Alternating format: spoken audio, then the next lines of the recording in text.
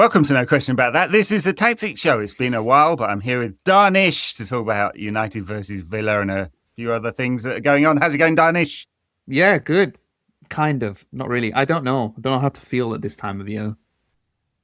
With everything really. Football, United, because it's a weird time of year, right? Like people don't work for 2 weeks.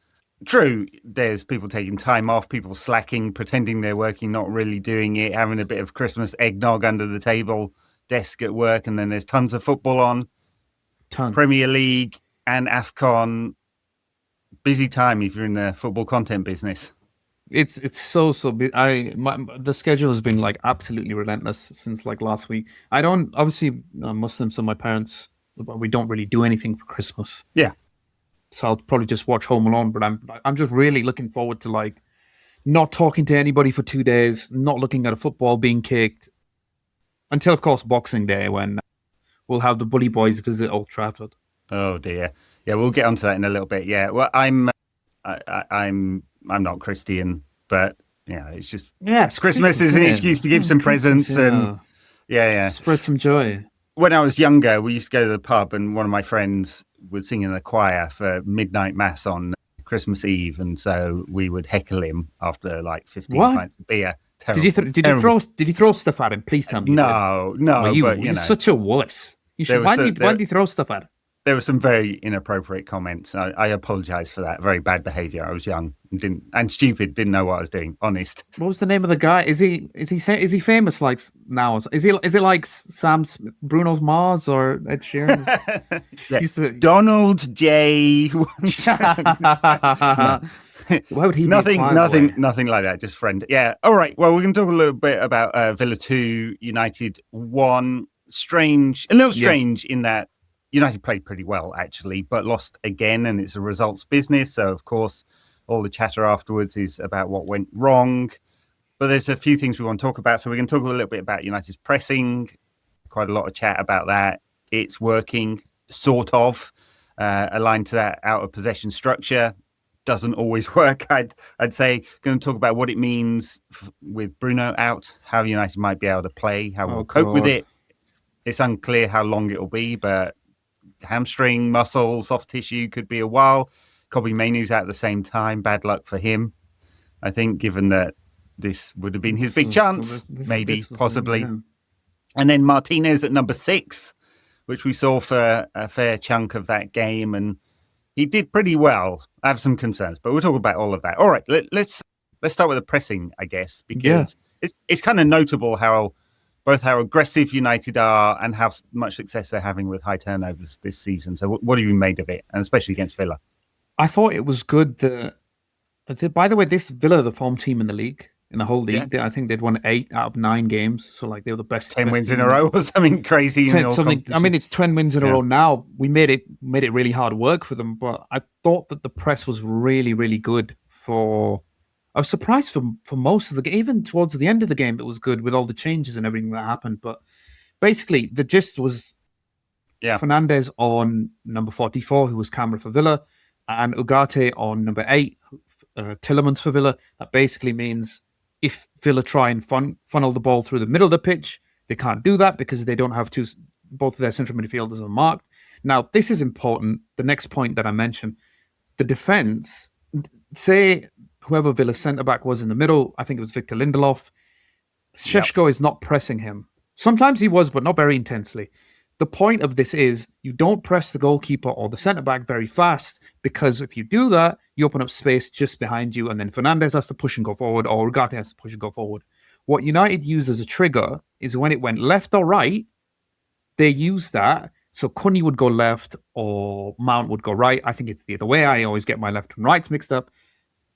Whenever that happens, and Villa would try to hit it down the touchline, hey presto, our fullback would push up and press. Yeah, create the trap.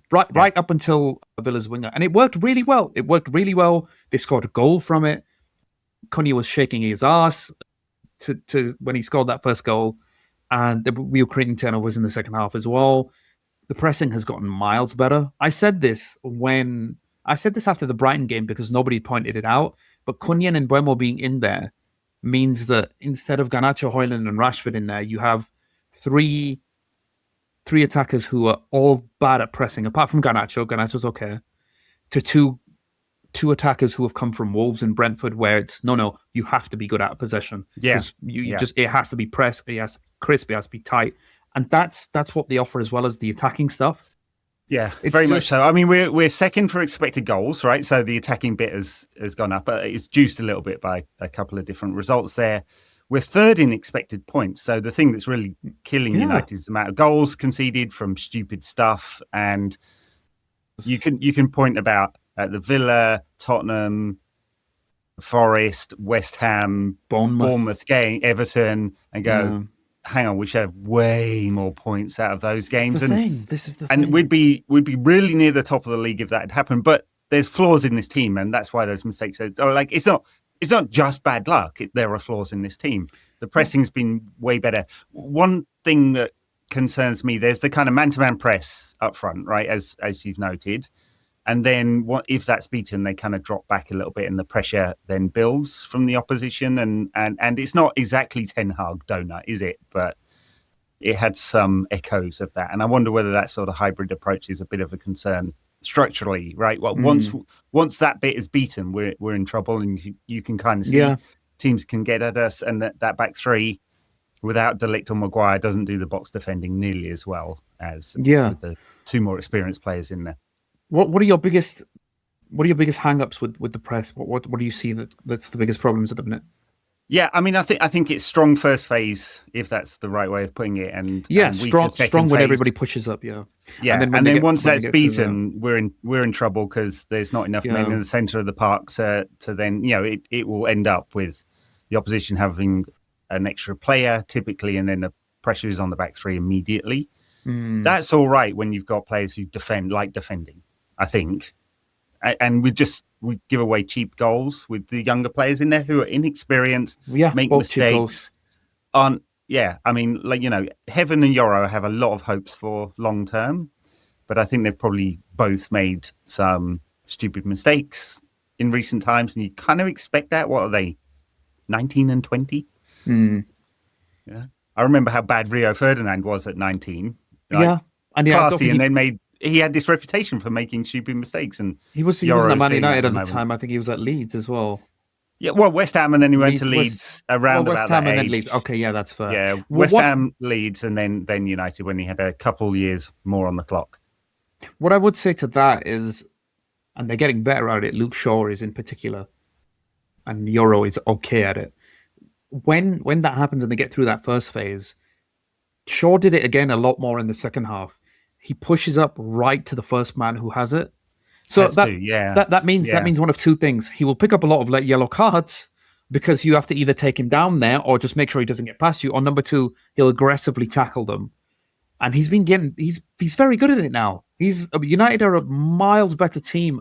Okay, look, the attack's broken down. You go and quickly retrieve the ball. I don't care how you do it. I don't care if it's Casemiro that does it. I don't care if it's Fernandes that does it. Mainu when he came on against Bournemouth. Luke Shaw in defence. Quickly make that first tackle, that first incision, so they can't transition and counter back. Yeah.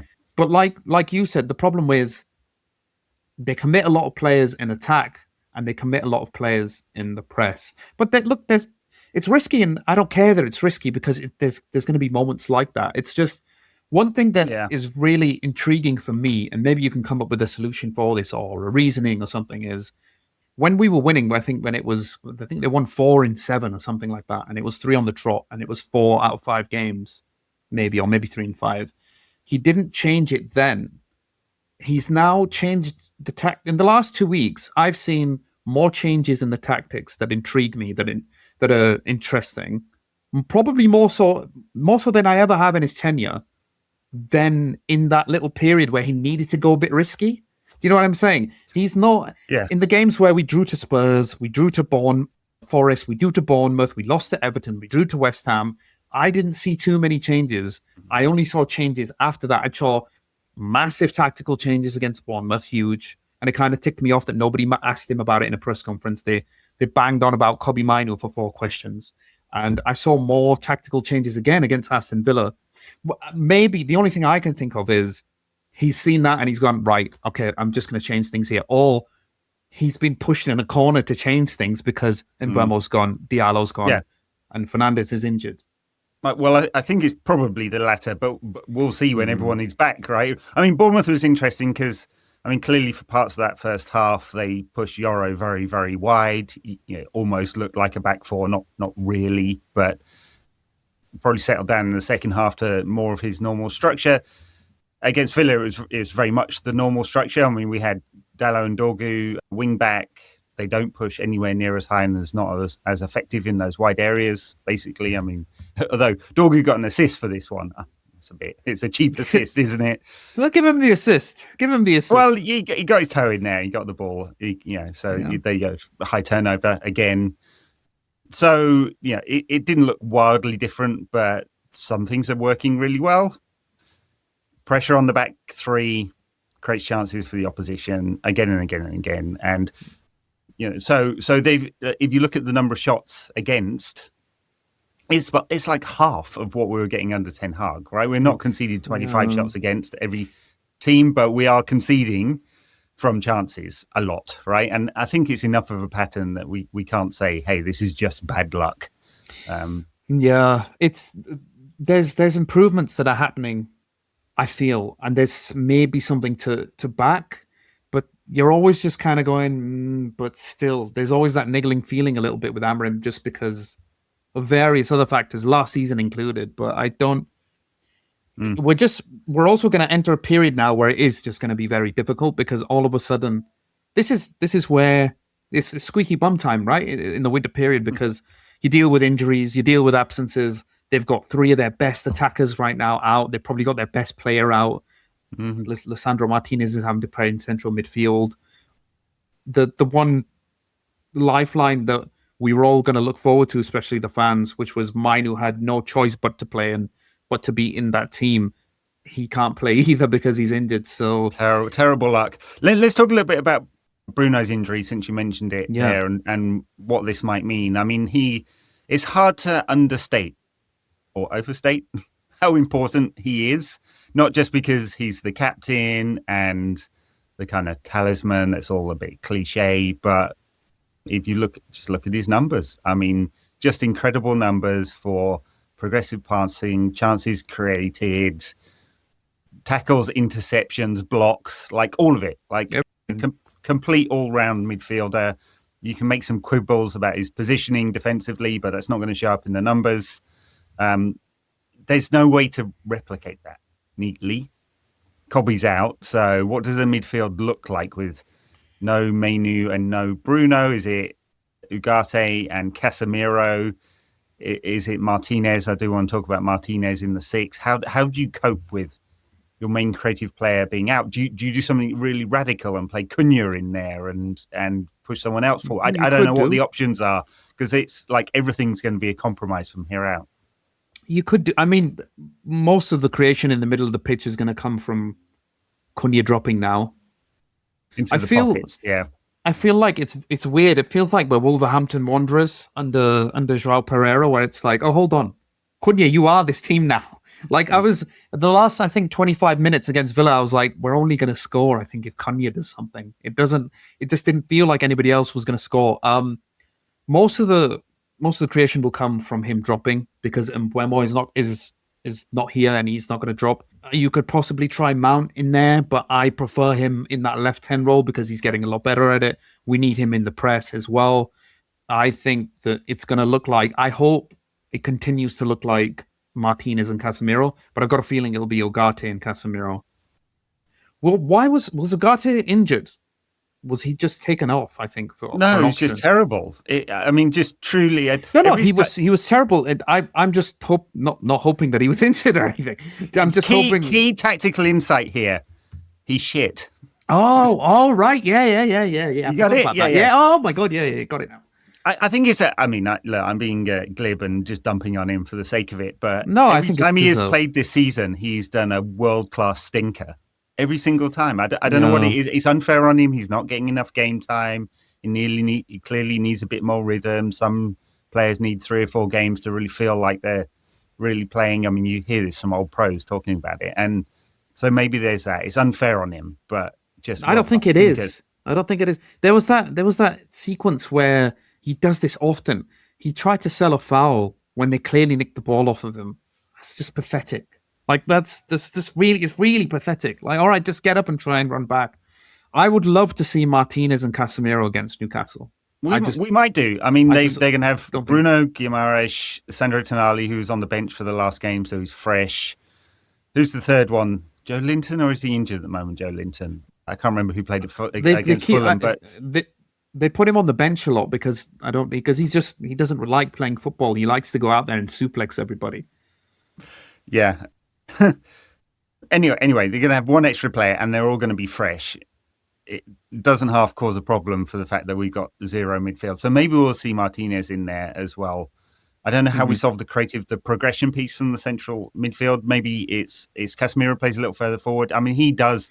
It's spray and pray a lot with him in terms of his passing, but he will he will get the ball forward quickly, which is what Amorim wants in there. So, up, back and through sort of thing. And so I guess Casemiro slightly further forward and either Ugarte or Martinez sitting just to clear stuff up.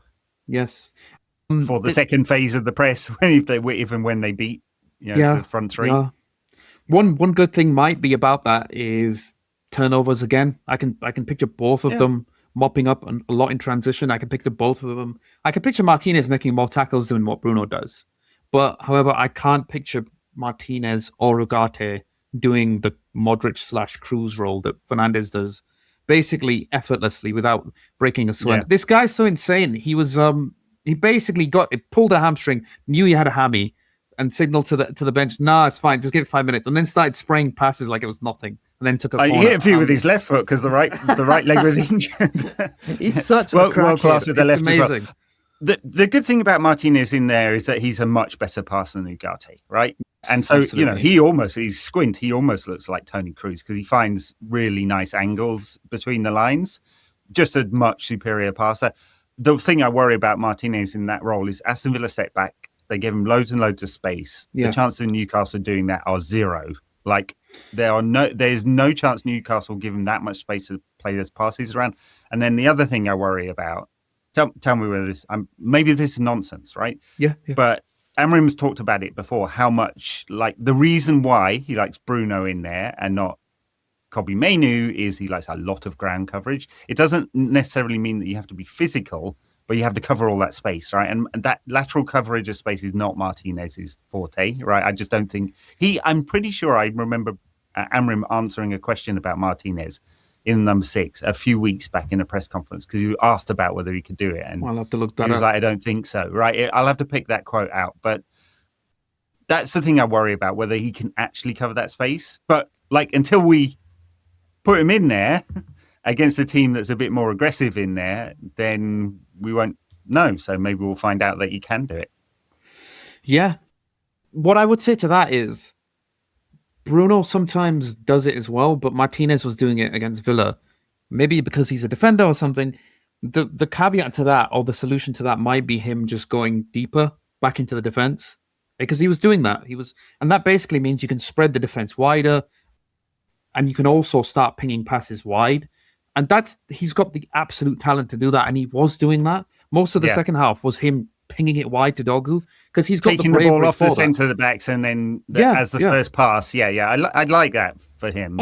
Or sometimes not even taking it off the centre backs. Sometimes going into where the centre backs are, forming a 4 or a 3, so one other one can push up. In terms of like the press, I know a lot of people have said this to me online. Yeah, I see you, whatever. They said it's a lot different when you get pressed as a central midfielder. Yeah, it is. Yeah. I completely get that. Number one, Martinez is really good under pressure.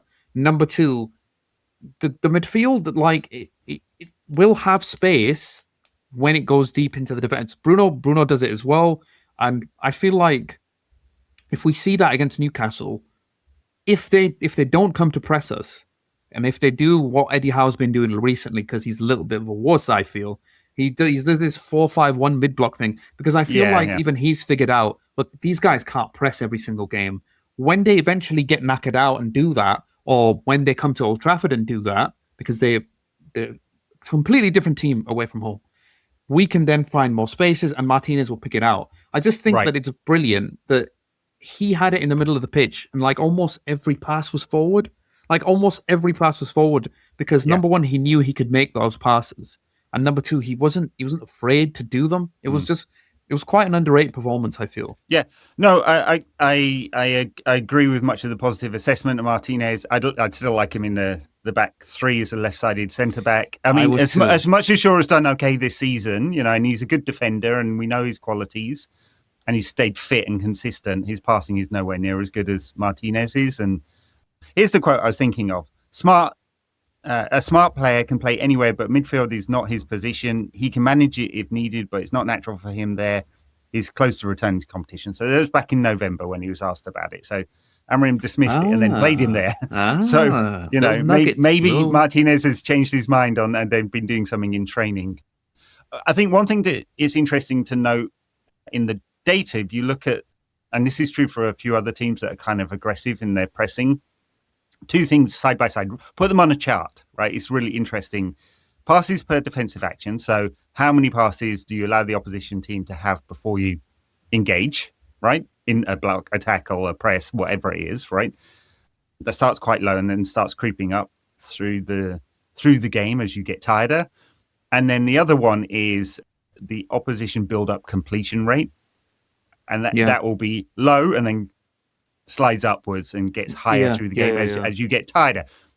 Lay those things side by side. United have a similar problem to, say, Bournemouth, who are very, very aggressive, get tired. Same with Chelsea, actually, as well.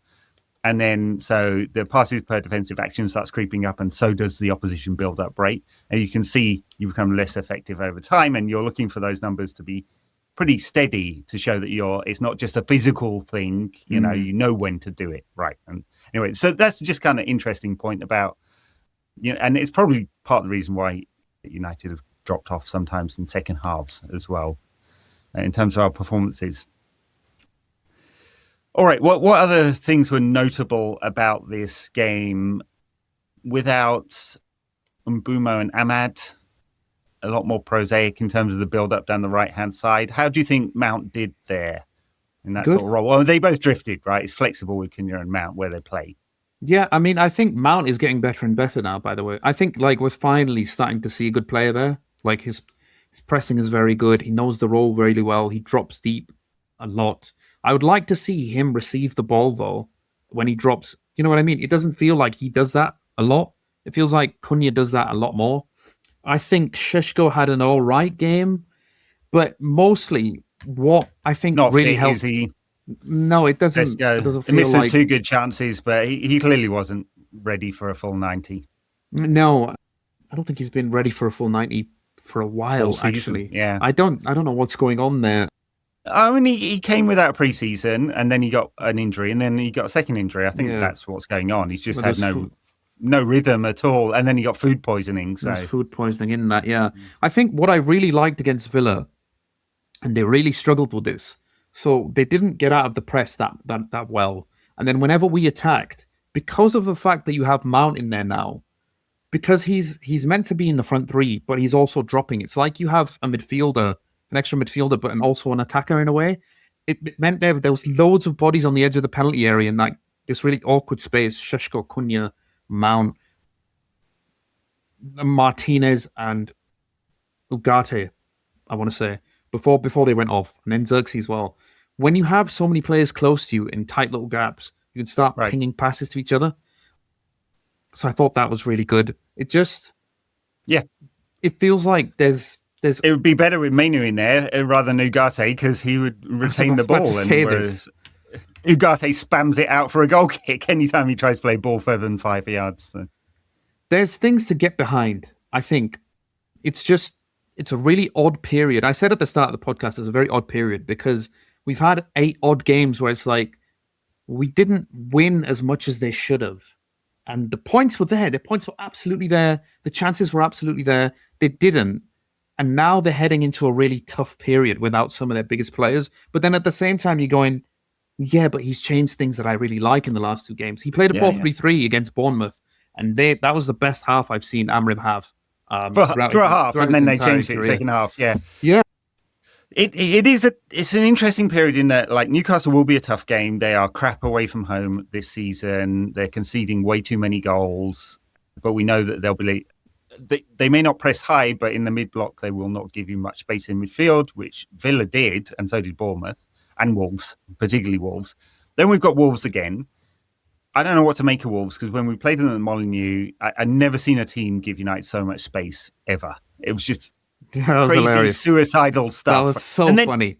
Then they went to Arsenal and put 11 men in their own box and just camped there. Yeah. So what are they going to do at Old Trafford? Are they going to camp in the box like it was against Arsenal, which we've had trouble with? Or are they going to give us loads of space? And it's mad suicidal stuff. But I can't imagine that they will give us all that space again. They will not be as bad as that. That was just we were waiting for them to score. Then we've got Leeds who are scoring goals, playing pretty well at Ellen Road. I don't know how many of the listeners have been to Ellen Road for a game, but let me tell you, it's a very interesting experience doing that as a United fan. Yeah. Going to Ellen Road is like playing five-a-side in the dashing rain, and that guy who's really fast just keeps going past you, and you're like, mate, please, mate, it's please. They're always up for it, and the crowd are up for it, and they have a special experience there where they love to throw stuff at opposition fans. So yeah. It's quite a big rivalry, Leeds and Man United. It's always a nasty game. Your part of the world. Game. You're near there. So. Don't give away people. Don't tell the people of the world where I live. What's your address? 123 Ellen Road. That's it. Yeah. Not quite. Send some Dominoes. Yeah. Oh dear, dodgy pizza choice, but yeah, all right. I mean. No, on like a Friday, on a greasy Friday when it's okay to feel greasy. Yeah, fine, all right. I make pizza. I have a pizza oven. Send one across. It won't be very fresh. No, I know. I'm afraid. I can't guarantee it'll be hot when it arrives at your door in 30 minutes. That might be a problem. Yeah, but yeah, tough time. No players available at all because. The six or seven injured key players at the moment, or missing key players. So the squad depth is really thin. We had quite a few kids on the bench. We saw, actually, let's talk about this before we go. We saw half an hour Jack Fletcher and 10 minutes of Shea Lacey, or maybe less of Jack Fletcher, brilliant. 15 minutes. What I like about Jack Fletcher is he's a player who moves the ball really nicely in midfield. Right? I would call him a kind of all-rounder. He's not a They've done some interesting things over the last year with him in that they made him play at left back for a while. I think just to give him some of that feel of like getting pressed by the opposition wide players or having players run at him and knowing where to position himself defensively. So he's a midfielder, right? So that was nice. Left-footed, all-rounder, confident on the ball. And then Shea Lacey, who had that one shot and I was like willing it to go in. Oh, God, yeah. Blow at the TV. Get in. Yeah. It's good. I'm glad he took it on. I'm glad they got some minutes. I wish the minutes were at Old Trafford in a way because it felt a little bit. They looked quite nervous, but they're going to be. But I'm all for academy minutes, even if it ends up crap. I wish he'd come a little bit before. Honestly, I thought you're throwing Shea Lacey in desperate times because there's no other option. He'd been on the bench for 4 games and didn't get any minutes, and perhaps there had been an opportunity before. But Amorim talked about it actually in his post-match press conference, where he was talking about how important the academy is, and we all want players to come through there. It's great as a manager because you get additional players. But I was worried about when to put them in. Fine, it's an acceptable answer. I guess it's much better than throwing them under the bus like he did a couple of weeks ago. Yeah, I mean, look, I'm all for academy minutes. We might get to see more academy minutes now that there's more absences. So it's like backs to the wall a little bit and rely on the United ethos. So he's leaning into it. He's leaning into it a little bit. He's even throwing out fiery press conferences, and I like that. So it's I feel as though I don't know. I feel as though there's things to hang on to in the last few weeks, but it might not matter. It might not really matter in the next few weeks because the games are kind of crap. I don't know. Well, we will see. I mean, lots of interesting stuff though from a tactical point of view. So what was good? The pressing was good. The amount they sustained attacks was pretty good against Villa. The out possession stuff, I worry a little bit about how much pressure it's putting on our back three. Individual mistakes you can point to for sure. Yoro could have been tighter on probably both those goals. Bruno's a real problem in terms of our creation from central midfield. Absolutely. And it's compounded by the fact that we don't even get the Amorim attacking overloads with attacking players in those wide areas, with Mbeumo Ahmad out and Dallo Dorgu in the wide areas. And then Martinez as 6, well, we'll see. It would be a very different experience versus Newcastle, I think, to do him there. But that would really test his ability to do it. Yeah. It's a huge game. It's at the end of the year. So yeah, it's Newcastle on Boxing Day, Wolves on the 30th, Leeds on the 4th of Jan, and then Burnley on the 7th, and then the cup game against Brighton on the 11th. So it's a busy period. I mean, we've been used to one game a week, and now we've got 2 for a little bit, and then it calms down again. After there will be like, oof, that was a bit much, wasn't it? Yeah. But it's 2 weeks and 4, 5, 6 fixtures there in 2 weeks, and probably by the sounds of it, no Bruno, no Mainu for both those 2 weeks. Mainu, he was a little more positive on, and obviously, unless something disastrous happens to Cameroon and the Ivory Coast, we'll not be getting some players back in that period either. Yeah. I mean, you have to cope. This is the Premier League season. You have to find a way to cope. Amorim was absolutely right when he said you have to find solutions. Yeah. Those 2 big games going up until the end of the year are huge because we'll get to halfway in the season. So we know we played everybody now. So we'll know plenty about this team, and then we'll know in the second half of the season what it needs to do to improve, and we'll see whether there's anything good to look forward to at the end of the season. So let's hope so. Finish the year off well. All right. Thank you very much, Dharnish. Thank you, everyone, for listening. Patreon.com/NQAT pod. If you want to get our extra show, you can also do that on Apple. I'm on Substack at nqatpod.substack.com. I'm writing a piece about Bruno, just how disastrous it is with him out. We'll catch you after the Newcastle game. Like and subscribe and leave a comment if you're on Spotify or YouTube. It helps. We had this little pylon on Spotify where people were like, "Oh, you're so negative about everything." We were positive in this show. If you don't come on and leave us a comment that says you were really positive on this one, fuck you guys. All right, bye now. Brilliant.